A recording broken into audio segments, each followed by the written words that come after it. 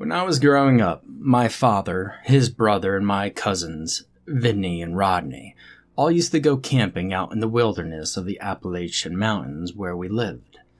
This was a gritty, backwoods kind of place that few people ever camp in.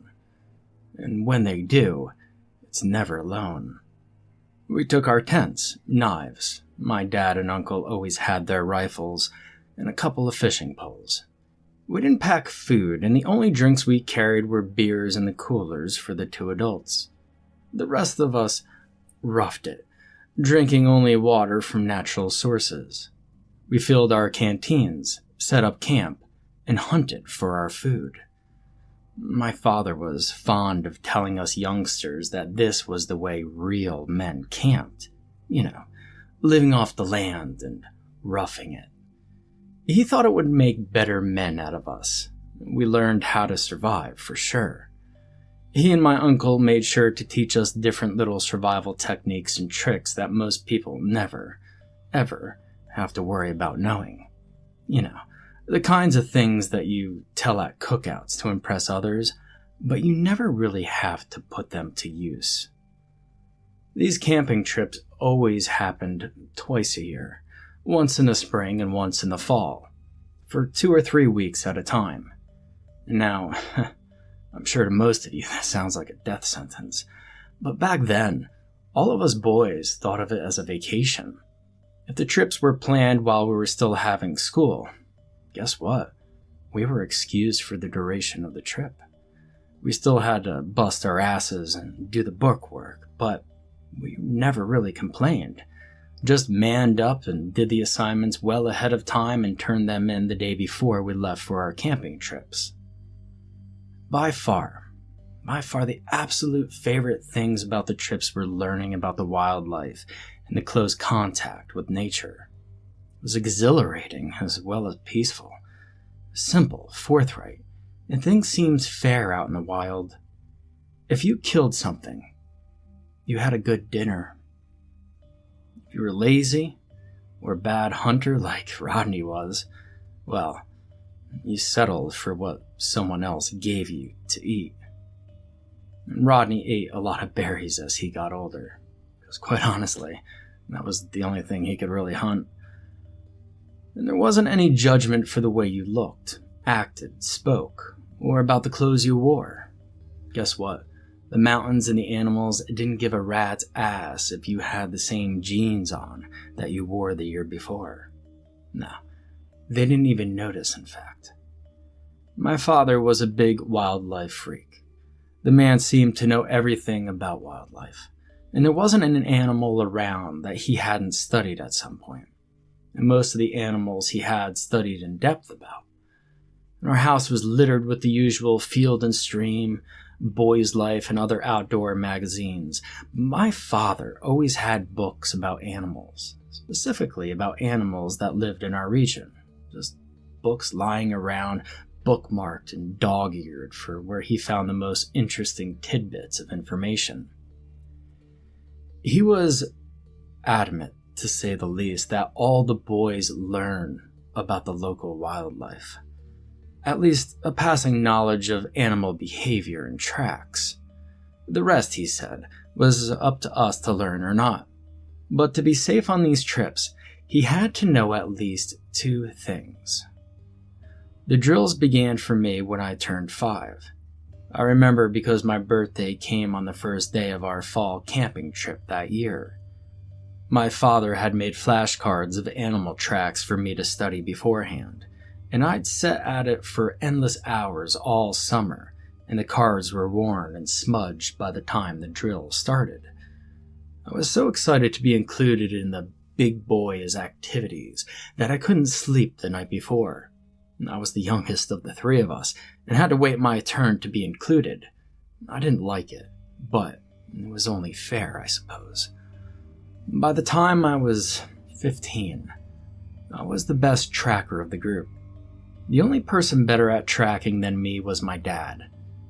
I could name any track I saw. I could smell a den of copperheads well before anyone else.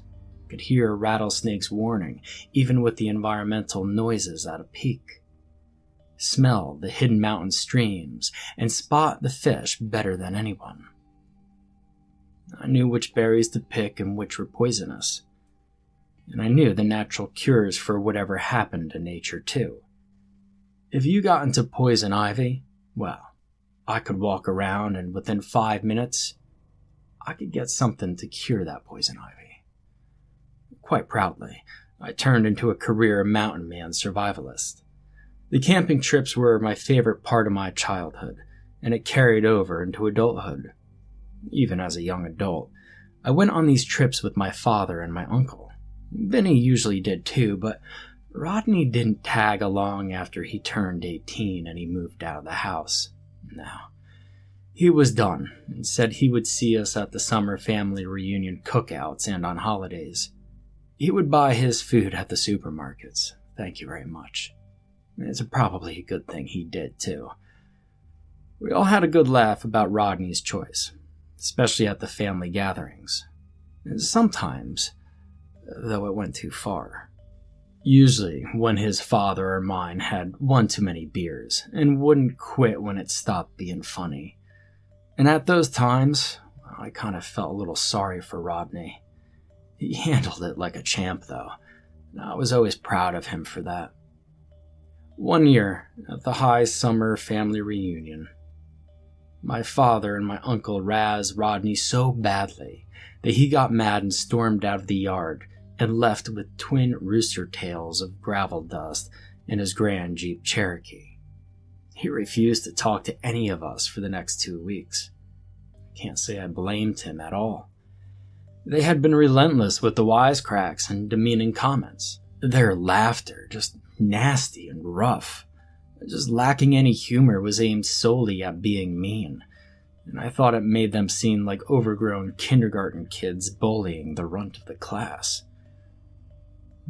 I turned 23 that year, and for the first time my father and uncle were not planning their usual camping trip in the fall like they used to do. My uncle was scheduled to have surgery on his left hip and knee at the same time, and my father was going to stay with him. It was kind of my father's fault that Henry had the accident that required a double surgery to finally fix. You see, they'd been on one of their weekend hunting trips not long after the family reunion, and, well, they were in the tree stand together, drinking heavily. As, well, had become customary for them apparently. Anyway, my father had been teasing Henry about Bigfoot tracks in the mountain, and of course, Henry didn't believe him. And after a couple of hours of seeing no squirrels, deer, bears, foxes, or even a stray cat, my father set in again about Bigfoot. They argued, and my father took a swing at Henry. Henry avoided the punch, but he toppled over the edge of the stand and hit the ground some 12 feet below. Now, Henry forgave Dad pretty much as soon as it happened when he was on the ground there. He never could hold a grudge. But my father still felt responsible and vowed to stay by Henry until he was well again. Dad wouldn't go hunting, fishing, or camping until Henry was well enough to go with him. Their bond was admirable. The same bond didn't fall to Vinny and Rodney, though. No. They were at odds with each other almost all the time. I could get along with either of them one-on-one, but when they were both present, it was rougher waters to navigate. The lack of a planned camping trip for my birthday left an empty hole in my schedule, and I'd never figure out what to do for those 3 weeks of the fall. I didn't want to celebrate like a normal young adult by going to bars and nightclubs, parties, or whatever. I really wanted to go camping. I called Rodney first, and he faltered, saying he would call me back within a week to give his answer. He did have a wife. Being the eldest of our little group, that made sense. Vinny agreed wholeheartedly. He had 2 girls he wanted to bring along, though. I had no girlfriend, as I recently was broken up with a steady girlfriend. I think she was number 5 or something like that. I don't have very good luck. And I was no good at the relationship thing for, some reason or another. Vinny and I worked on the plans for the trip, and since it was going to be the boys planning everything, I thought it was a good idea that we planned to go somewhere different, somewhere we'd never camped before. We even planned on taking some food with us for the sake of the women, and for Rodney, of course. And this took some fancy wheedling from me because Vinny was sure that the women he was bringing wouldn't mind hunting their own food. They were the outdoors types, he said. I reminded him that if Rodney happened to bring his wife, Allie, along, we both knew that the woman could barely use a knife to cut vegetables, and while the most she'd ever hunted was for a good deal on hamburger meat in the supermarket. The one detail I'd failed to pass on to Vinny was that Rodney, after 6 days, still hadn't told me that he would go with us for sure. He kept saying things like, maybe, and, well, if I come along. I think the deciding factor for Rodney was that her fathers would not be attending, and therefore drinking and making him the butt of their not-so-nice jokes for the entire 3 weeks. The place we chose was far off in the beaten path, if you can actually call some of the Appalachian Mountains beaten path, and it required us to hike for the first 3 days. That there were 2 women accompanying us did not, however, slow us down at all, and they kept up admirably. They truly were the outdoor types Vinny had described. No one complained when we reached a trail that led out onto an ancient logging road. The rest of the way to the campsite would be much easier from there. And after walking the rutted and partially grown over logging road for hours, I saw the spot where we would depart the little comfort of the wide road. We traversed a flat woodland for about 800 feet, and then the land dropped into one of the largest ravines we'd ever seen. There was no way around. We had to go down into the belly of the ravine and trek up the other side. Our campsite was just on the other side. It was a place that had been dubbed California Fields by a traveling preacher back in the early 1800s. Our granny had told us stories that her father told her when she was young about this traveling preacher. He had spoken of treasures buried near California Fields and had even drawn a picture of what the skyline would look like when one stood on top of the spot where the treasure was buried. And I hadn't even told Vinny about my plans for this camping trip. I thought it would be a grand surprise to tell them all about it once we were settled in for the long stay. Treasure hunting would not only give us something fun and exciting to do, but it would also give us awesome stories to tell, especially if we happened to find the treasure. Granny was certain that the preacher spoke the truth. He had never told a lie, even a little white lie as far as she'd known. And of course, all she had to go on were the stories her father told to her. The circuit-riding preacher was long dead by the time she was old enough to hear the stories. Now, Granny seemed ancient and wise beyond all the world to me, and as I grew older, this feeling only grew stronger. She'd warned me solidly about hunting that treasure. She said that there were things, ungodly things, that lived on the mountain, and in my youthfully arrogant way, I nodded and listened, intending every moment to do just what she warned me against. I mean, really, let's be serious for a moment. Who believes in monsters? Copperheads were the scariest thing in the woods that I'd ever run into. 2-legged creatures, read people, were the only ungodly things I would worry about up here in these mountains. However, if I had only stopped for a minute to consider how infinite Granny's wisdom was, I might have reconsidered the trip completely.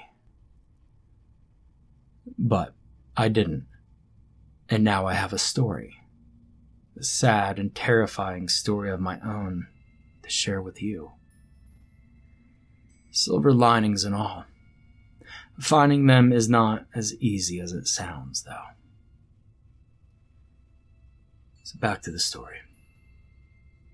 Everything went without a hitch for the first 3 nights.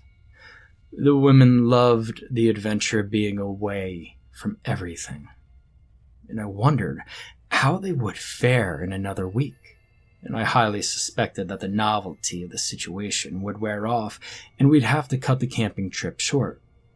Vinny was right in his comfort zone between showing off his woodsy skills to the women and wallowing in their constant affections towards him. They both looked at him as if he were a godlike creature. Rodney seemed uncomfortable from the first night, but he handled it like a champ, much the way he weathered my dad and Henry's mean jokes. He'd had many years of practice, though. On the 4th day, I pulled out the drawing and looked around at the group. They were finally settled enough and bored enough to get them in on the treasure hunt. Handing out copies of the picture drawn by a circuit-riding preacher in the mid-19th century, I told them the story. Vinny laughed, but Rodney remained quiet, and the women were just absolutely enraptured. They'd never heard the story before. Vinny had an idea of where to start the hunt, and I had mine. Rodney followed me, not wanting to go off on his own. Vinny and the women went noisily off on their own path.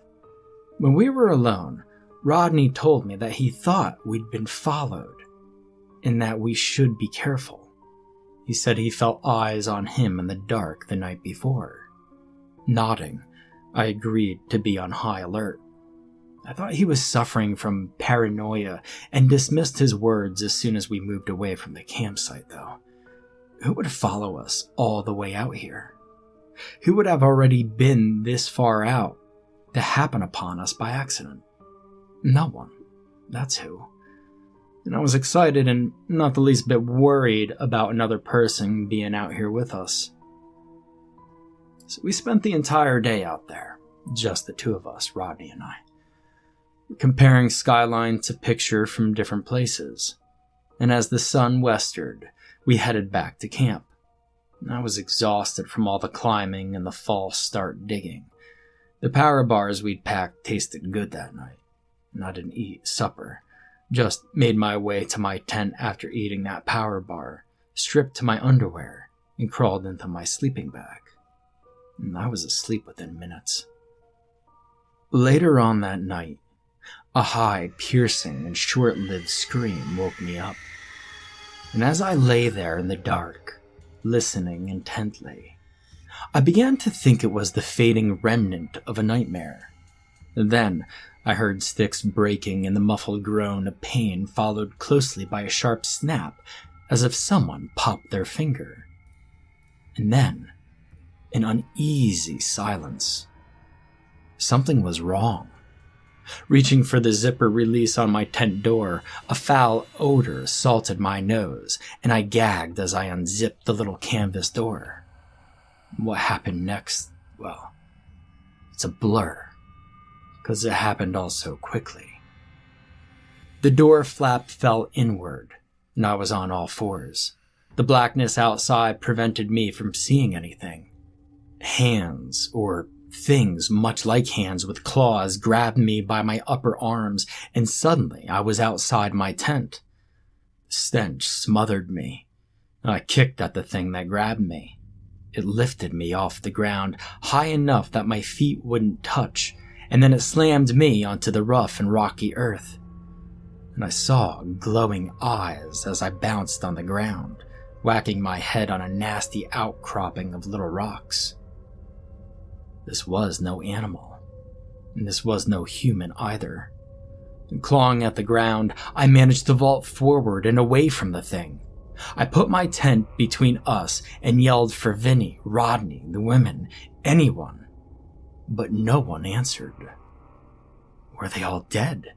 Was I alone with this beast? The thing slouched down on its haunches. The dying embers of the fire gave just enough light in the night that I could see that the beast was making ready to pounce at me. It was humanoid in shape. Not much, but a bit. It moved about on all fours like an animal and seemed to have patches of uneven, long, shaggy, matted fur on its body. The eyes reflected red in the glow of the embers, and I could just make out the shape of a short, snub snout. My usually quick mind froze. What the hell was I looking at? My brain couldn't decipher it, couldn't categorize it. It was like nothing in my extensive repertoire of animal knowledge. I had nothing but a knife with which to fight it, and the knife was inside the tent, and I had to get that knife if I hoped to survive. The beast circled the tent, and I let it as I moved toward the opening again. I dove into the tent, grabbed my jeans, and then my ankle was being shredded as the beast dragged me back outside. Holding tightly to my jeans, I turned so that my back took the brunt of the attack, and I focused on retrieving the knife from the case on the belt, still attached to my pants. The beast snarled and then shrieked. As it lifted me into the air by my ankle, I freed the knife and I slashed at it. The blade made contact and warm blood spilled over my wrist and forearm. I slashed at it again, and it dropped me. Before I could scramble away, it landed squarely in my stomach, knocking the breath from my lungs. Grabbing my head in both of those horribly misshapen hands, the beast slammed my head into the ground until I was unconscious. I awoke sometime later. I inhaled sharply, swinging blindly and still trying to fend off the monster. It wasn't there. And I had a kind of wide leather collar around my neck. The clasp had something over it that I couldn't dislodge. There was no way to unhook it. It was stuck on my neck. I could stand, but only if I kept my knees bent. A length of metal cable ran from my collar to a large boulder. The cable had been run under that boulder. Yanking on the cable only served to cut my hands. There were cuts on my head and face. My arms and legs and torso felt as if I'd been dragged through a briar patch a mile long. Sitting on the wet stone of the floor, I peered into darkness, willing my eyes to adjust. There were things around me, but I couldn't make them out. Just dark shapes in a dark room. No ambient light penetrated the pitch blackness, but there was a rancid, rotting meat odor that made my sinuses burn and my stomach turn. Taking a quick inventory of facts, I tried to determine what had happened, what had taken me, and where the hell I was stored. The best my brain could figure was that I'd been put in a cave. I could hear water dripping, and I could feel the wetness of the stone floor around me. My leash was stabilized under a large boulder, and the collar had been fixed to keep me in place. As I traced the cable towards its termination point again, I heard something slapping against wet stone and moving closer by the second. Pig grunts and guttural noises emanated from a point just to my immediate left. I shrank away from the sounds. The thing that had beaten and kidnapped me was coming back to finish what it started. I was certain of it. In the dark, I fumbled around for anything with which to defend myself and found nothing but a few small rocks. The sound of heavy stone being forced to move, grating against the stone, stopped me. Whatever that creature was moving sounded heavy, very heavy. The stone made a shrieking, piercing noise, and then light fell through an opening that hadn't been there before. It had sealed the room with the stone. Squinting against the little bit of light, I fell over onto my side, and I played dead. That's what you're supposed to do if a bear attacks you. This was not a bear, but maybe it would have worked. Peeking through my lashes, my heart thudding against my ribs, I remained motionless. Even when the creature walked to where I lay, stooped down onto all fours, and pressed its stubby snout close to my face and sniffled, I remained still. Its body was humanoid in shape and movement as long as it stood on 2 feet, but when it got on all fours, it was quite different. Its hindquarters were higher than its shoulders, and it sported a small, bony, hairless protrusion where a tail would be on a normal animal. Its fur was long, black next to the body, and fading to a reddish near the ends. It hung in uneven clumps that revealed large bald spots, as if it had suffered through mange. But the worst of all was its face. I'll never forget a single line in that horrid face. There was no hair on the face. It was grayish in color, and the skin was thick like that of an elephant and wrinkled under and over the eyes where it was extra thick.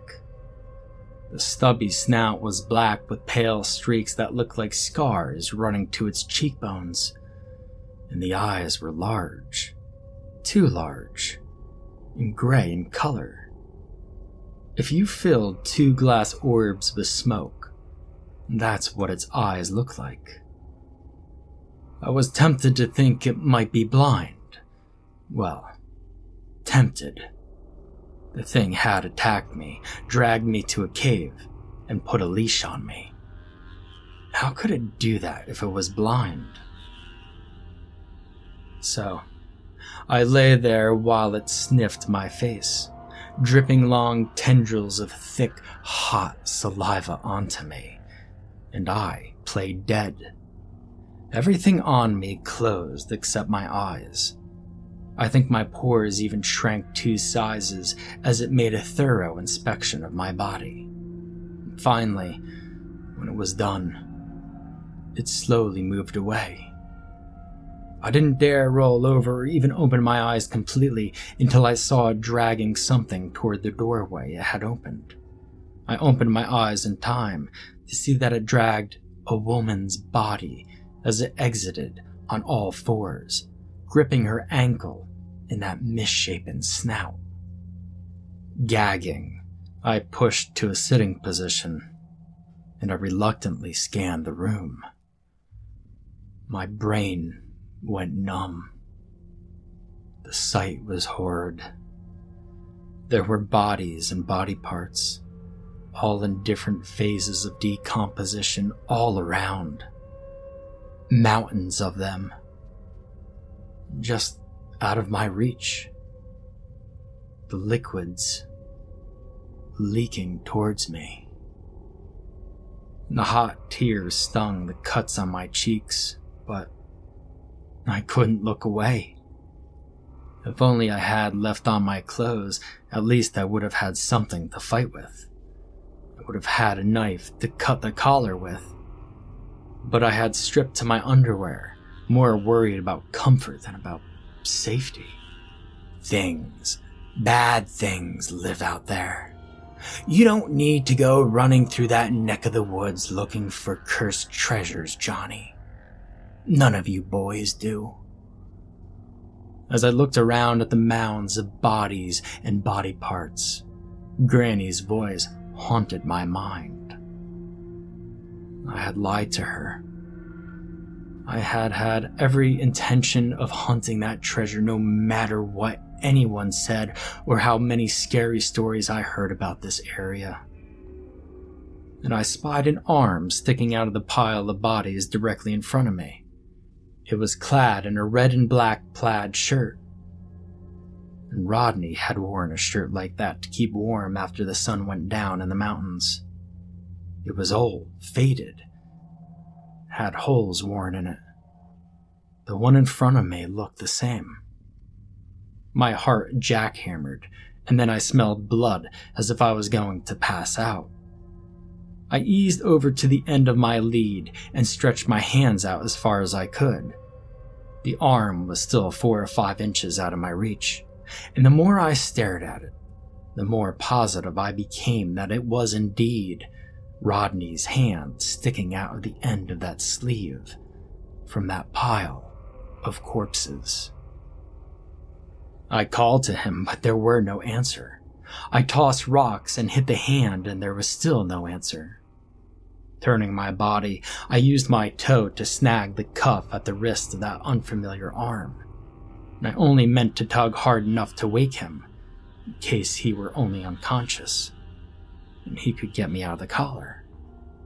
My heel, poised above a half-rotten face that had recently been a man of indeterminable age, grazed the partially attached ear as I pulled Rodney's sleeve. The rotting head rolled to the side. Accusing, empty sockets trained on me as the head dislodged from the pile of parts and slid to the floor with a sickening slap, thud. And I had a literal knee-jerk reaction to this, and Rodney's arm landed against my side.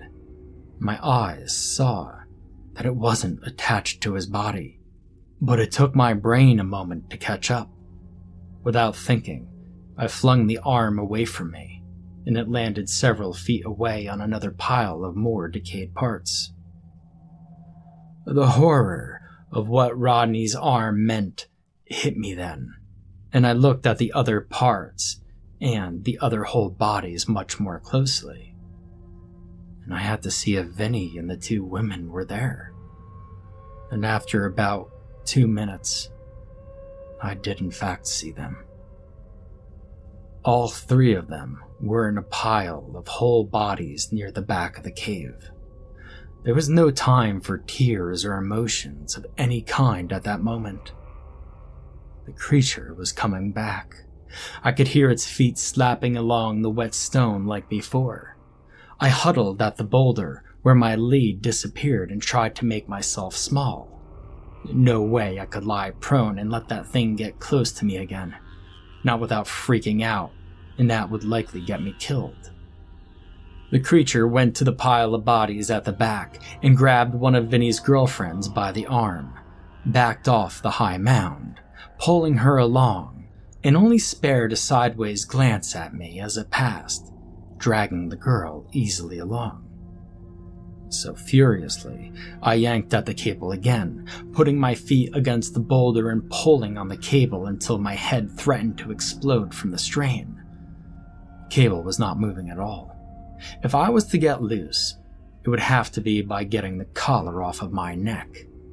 And again, I ran my fingers around the collar. It was definitely leather. Lucky for me, it wasn't made of metal, I guess. I began to look through the pile of body parts again with an eye out for anything sharp, anything I could cut at the leather with. The rotting head that had fallen to the floor accused me with its black empty sockets as I used my foot to lift and pull at the other body parts. And there was a long, thin, feminine-looking forearm that I pulled to me. There was very little flesh left on the end of the arm where the hand should have been. And taking a few minutes to think it through and get used to the feel of the dead arm in my hands, I knew what I had to do. Pressing the end of the arm bone to the stone floor, I began pushing and pulling the exposed bone, sharpening it. You would not believe how frustratingly slow that process is. It takes a lot of energy and a lot of time to grate a bone into any semblance of a blade. And I hope I never have to do it again. Several times I stopped and rubbed the sharpened edge against the collar, not satisfied with the results. I would go back to work, putting the edge on something never meant to even have an edge at all. and after cutting my collar loose, my next problem was finding my way out of the cave system and avoiding the beast as I did so. Moving as quickly as possible, I moved out of the doorway and turned right, the opposite direction the beast had dragged the woman's body. The tunnel was lighter than the room I'd been in, and soon I found an opening to the outside. I was back in the forest. The terrain looked different than where we'd made camp, but it was still a high mountain, and the sun had risen to a point that told me it was mid-morning at least. Listening for any sounds of civilization, I heard nothing save the wind through the trees for several minutes. And slowly I walked away from the cave, making sure to keep it dead behind me so that I was sure I was walking away from it instead of circling back toward it. About 20 yards away from it, and walking into denser forest, my blood chilled as the beast let out a bone-quivering shriek from inside the cave. The echo was so immense and seemed to follow me as I fled down the mountain. I ran until I was at the bottom of the mountain. I didn't recognize the paved road I'd come to, and I didn't care which one it was. I only wanted to be somewhere where there were other people. Eventually, a logging truck came rumbling along, and I waved it down. The man gave me a ride to the nearest phone at a convenience store and stayed with me until the police arrived. But I tried to take them back to the cave. But to this day, I've never found that cave again. Vinny, Rodney, and the two women Vinny brought along are all up there still. Never to be buried properly unless I do find that cave again. My grandmother has since burned her pictures. You know, the ones passed down through the generations drawn by that circuit-riding preacher. She refuses to speak about the buried treasure, and, well, in fact, she barely speaks to anyone anymore. She never speaks to me. Truth be told, I'm not sure that I looked as thoroughly as I should have for that cave. I don't know. Maybe I have. Or maybe I blocked the path for my mind to keep finding the cave of horrors again.